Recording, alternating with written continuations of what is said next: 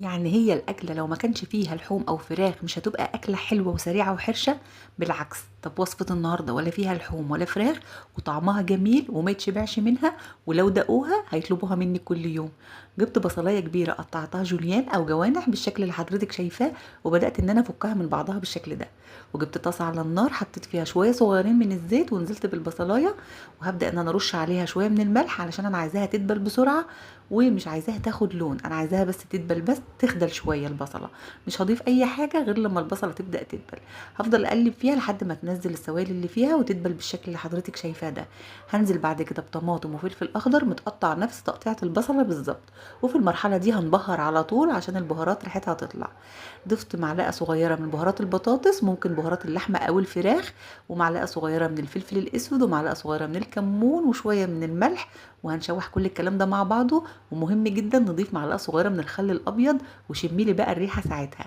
هنغطي على الجمال ده كله دقيقتين 3، وبعدين هنكشف وننزل بطبق بطاطس حلو كده مقلي، يا اما في الزيت يا اما في الاير فراير. حتى لو بات عندك في التلاجة محدش اكله، طلعيه وضيفيه، مش قادره اقولك هيبقى جميل ازاي.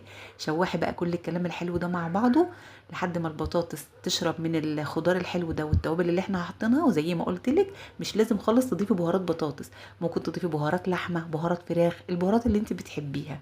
هتشم ريحه كده كانك عامله اكله فيها لحوم وفيها فراخ بجد. كده خلصت خلاص الاكله. في تكه صغيره بس انا بعملها، الولاد عندي بيحبوها جدا بصراحه. بجيب ورق فويل قطع صغيره وبحط فيها قطعه من الفحم مولعاها وبطفيها بمعلقه صغيره من الزيت، وبغطي عليها 5 دقايق كده لحد ما بدات الفحمه تنطفي. طبعا قبل ما بنرميها بنفتح عليها الميه عشان لا قدر الله ما تعملش حاجه. وجهزي بقى العيش البلدي او الفينو او الشامي، وامليه بقى بالجمال ده كله. عايزه اقول لكم هي ساده احلى بكتير من غير ما نضيف لها اي حاجه. بس طبعا في اللي بيحب بالطحينه واللي بيحب بالكاتشب. دلعيهم بقى واعملي لهم السندوتشات دي، بجد بجد هيطلبوها منك كل يوم. جربوها وان شاء الله تعجبكم، وبألف هنا وشفا.